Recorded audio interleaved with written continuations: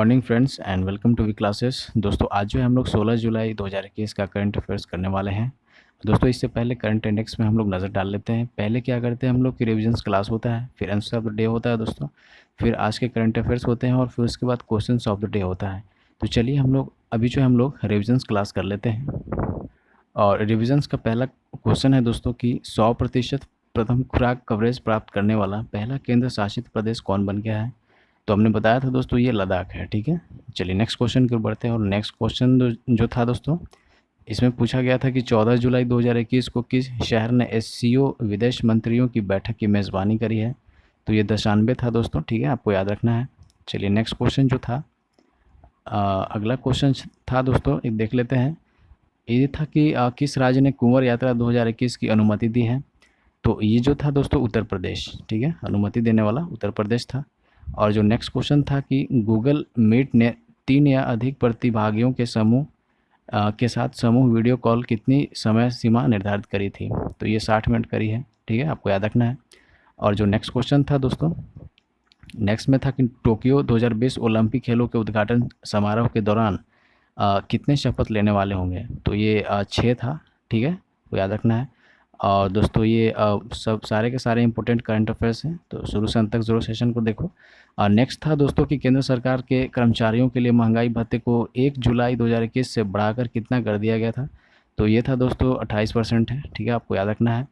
और जो दोस्तों नेक्स्ट क्वेश्चन था, इसमें था कि वर्ल्ड यूथ स्किल डे 2021 15 जुलाई को मनाया गया। इसकी थीम क्या थी।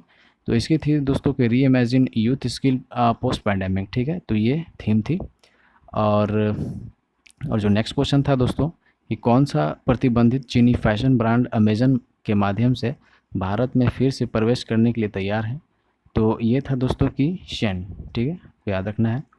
और नेक्स्ट क्वेश्चन जो था दोस्तों, तो क्वेश्चन ऑफ द डे था कि निम्न में से कौन गोल्डन बूट के विजेता रहे हैं। तो ये थे दोस्तों क्रिस्टियानो रोनाल्डो। ठीक है, तो चलते हैं दोस्तों आज के करंट अफेयर्स स्टार्ट करते हैं।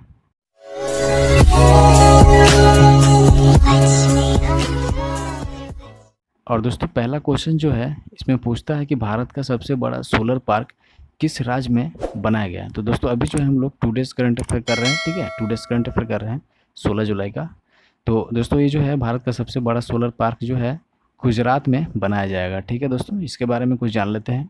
देखिए यहाँ पे दोस्तों, और दोस्तों हिंदी एंड इंग्लिश हमने दोनों रखी हुई है, तो कोई दिक्कत नहीं होगा। तो सेशन को बहुत आप इंजॉय कर सकते हो, बहुत कुछ गेन कर सकते हो। तो दोस्तों यहाँ पे देख सकते हो कि 4.75 गीगावाट का भारत का सबसे बड़ा सौर ऊर्जा पार्क गुजरात के खवाड़ा में कक्ष के रन में स्थापित किया जाएगा। अक्षय ऊर्जा पार्क का निर्माण देश के सभी बड़े बिजली उत्पादक एनटीपीसी रिन्यूएबल एनर्जी लिमिटेड द्वारा किया जाएगा। ओके, और एनटीपीसी की 100% सहायक कंपनी है। ठीक है, तो यहाँ जो आप देख सकते हो कि एनटीपीसी जो है दोस्तों वो 100% सहायक कंपनी है। और यहाँ के जो गुजरात की गवर्नमेंट की बात करें, गवर्नर की बात करें दोस्तों, तो आचार्य देवव्रत जी हैं, सीएम विजय रूपानी जी हैं, और कैपिटल जो दोस्तों यहाँ पे है वो गांधीनगर है। ठीक है दोस्तों, चलिए तो यहाँ पे देख सकते हैं कि नेक्स्ट क्वेश्चन जो है इसमें पूछा गया है किस देश की संसद ने एक विधेयक पारित किया है जो यातना को अपराधी बनाता है और हिरासत में हत्याओं को रोकता है। तो ये कौन से देश का संसद है दोस्तों। तो ये जो है वो पाकिस्तान है। A option will be right answer of this question दोस्तों। और दोस्तों ये सब जो सारे के सारे क्वेश्चन बहुत ही इंपॉर्टेंट हैं, तो आप शुरू से अंत तक जरूर सेशन को देखो।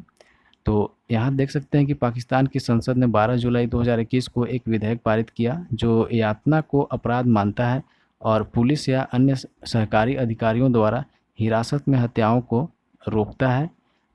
द टॉर्चर एंड, यहाँ पे आप देख सकते हो कि the torture and custodial death. ठीक है, प्रिवेंशन एंड पनिशमेंट बिल 2021। तो ये जो है दोस्तों द्विसदनीय संसद के ऊपरी सदन सीनेट द्वारा अपनाया गया था। ठीक है, आपको याद रखना है। और यहाँ पे आप देख सकते हो पीएम जो यहाँ पे है वो इमरान खान है, और कैपिटल यहाँ का है इस्लामाबाद। ठीक है, और करेंसी चलती है पाकिस्तानी रुपये, को याद रखना है। ठीक है, तो चलिए हम लोग नेक्स्ट क्वेश्चन की ओर बढ़ते हैं।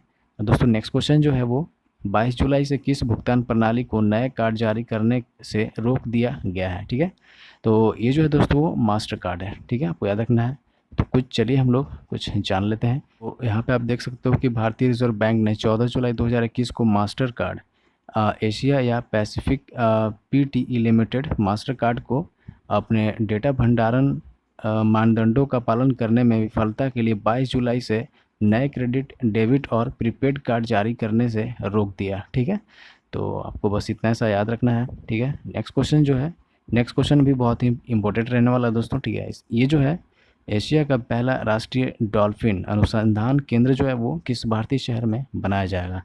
तो ये जो है दोस्तों, ये ऑप्शन आप देख रहे हो पटना। ठीक है, तो पटना में जो है दोस्तों यहाँ पे जो है बनाया जाएगा राष्ट्रीय डॉल्फिन अनुसंधान केंद्र। ठीक है, नेशनल डॉल्फिन रिसर्च सेंटर आपको याद रखना है। तो यहाँ पे जो है पटना, और कुछ जान लेते हैं दोस्तों इसके बारे में। देखिए, भारत और एशिया का पहला राष्ट्रीय डॉल्फिन अनुसंधान केंद्र जो है, ठीक है, national dolphin research centre Bihar में पटना विश्वविद्यालय परिसर में गंगा नदी के तट पर स्थापित किया जाएगा। मानसून के मौसम के बाद केंद्र पर काम शुरू होने की उम्मीद है। ठीक है, तो ये जो है दोस्तों मानसून के मौसम के बाद जो है केंद्र पर काम शुरू होने की उम्मीद है।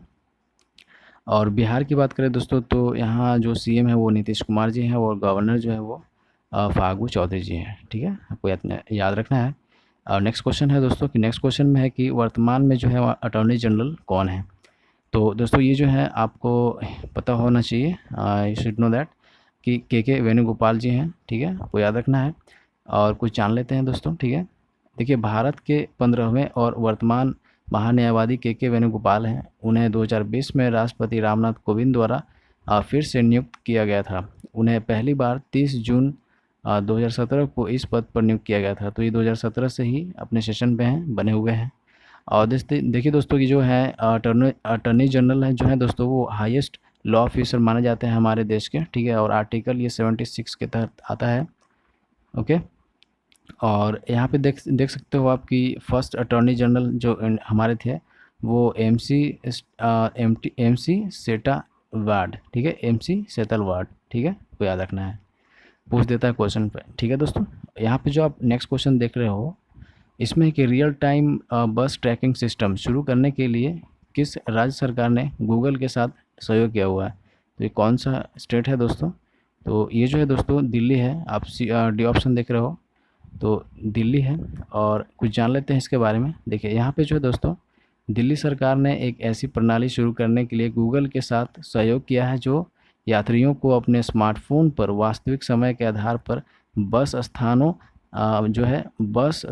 आगमन और प्रस्थान के समय और मांगों को ट्रैक करने में सक्षम बनाएगी। ओके, और यूजर्स का इस बात का अंदाज़ा भी लगा पाएंगे कि उनकी ट्रिप में कितना समय लगने वाला है। ठीक है, तो ये बहुत ही बेस्ट इनिशिएटिव है। ठीक है, तो चलिए, यहाँ जो आप देख सकते हो कि 21st लेफ्टिनेंट गवर्नर जो हैं दिल्ली के वो अनिल बैजल हैं। ठीक है, आपको याद रखना है। और CM जो है दोस्तों अरविंद केजरीवाल जी हैं, आपको पता होना चाहिए।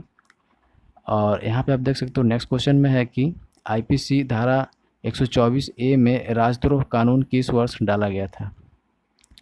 तो ये जो हो जाएगा दोस्तों वो 1870। ठीक है दोस्तों, तो 1870 हो जाएगा दोस्तों। ओके, और यहाँ पे आप देख सकते हो कि राजद्रोह कानून तब उधार लिया गया था और अंग्रेज़ों द्वारा 1870 में IPC की धारा 124A में डाला गया था। भारत में राजद्रोह कानून का इस्तेमाल स्वतंत्रता सेनानियों की दोषी ठहराने और सज़ा देने के लिए किया गया था। इसका इस्तेमाल पहली बार 1897 में बाल गंगाधर तिलक पर मुकदमा चलाने के लिए किया गया था। ठीक है दोस्तों, तो सेक्शन 124A के बारे में आप इतना समझ पाए हो। चलिए नेक्स्ट क्वेश्चन की ओर बढ़ते हैं दोस्तों। ठीक है, और नेक्स्ट क्वेश्चन में देख लेते हैं। नेक्स्ट क्वेश्चन जो है, कौन सा देश भारत के भीम UPI को अपनाने वाला दूसरा देश बन गया है? तो ये है दोस्तों, आपको पता होना चाहिए कि ये भूटान। ठीक है दोस्तों, और देखते हैं कुछ और जान लेते हैं। तो देखिए, सिंगापुर के बाद जो है भूटान दूसरा देश बन गया है जिससे व्यापारिक स्थानों पर भीम UPI की स्वीकृति मिली है। केंद्रीय वित्त मंत्री निर्मला सीतारमण ने भूटान के वित्त मंत्री ल्योम्पो नमगे शेरेंगी, ठीक है, तो आपको याद रखना लेना है। ठीक है दोस्तों, थोड़ी सी माइंड में इसको रखना है। त्योम्पो नमगे शेरिंग के साथ जो है 13 जुलाई 2021 को एक आभासी समारोह के माध्यम से भूटान में भीम UPI का शुभारंभ किया। ठीक है, और यहाँ जो आप देख सकते हो भूटान के जो PM है दोस्तों वो लोटे शेरिंग है। और कैपिटल यहाँ का जो है दोस्तों वो थिम्पू है। करेंसी यहाँ पे चलती है इंडियन रुपये। ठीक है दोस्तों, को इतना से याद रखना है। अब चलिए दोस्तों, आज जो है हम लोग क्वेश्चन ऑफ द डे कर लेते हैं कि ओलंपिक खेलों की जिम्नास्टिक प्रतियोगिता को जज करने के लिए पहले भारतीय जज कौन बने हैं। ठीक है, तो इंडियन जज जो हैं वो कौन बने हैं दोस्तों, आपको ये बताना है। यहाँ पे जो आप ऑप्शन देख सकते हो, कल्पेश शेट्टी, उदित नारायण, अक्षदीप शर्मा और दीपक काबरा। तो दोस्तों आई होप कि आपने सेशन को बहुत एंजॉय किया होगा, बहुत कुछ गेन किया होगा। तो दोस्तों बहुत बेहतरीन तरीके से हमने कंटेंट को ऐड ऑन करने की कोशिश करी है, तो आपको बेनिफिट मिल सके आने वाले आपके एग्ज़ाम्स में। तो लेटेस्ट करंट अफेयर दोस्तों, चलिए तो सब्सक्राइब कीजिए, क्योंकि दोस्तों लेटेस्ट अपडेट के लिए आप सब्सक्राइब कीजिए और मेरे चैनल पे बने रहिए। तो चलिए मिलते हैं नेक्स्ट वीडियोज़ में, तब तक के लिए धन्यवाद।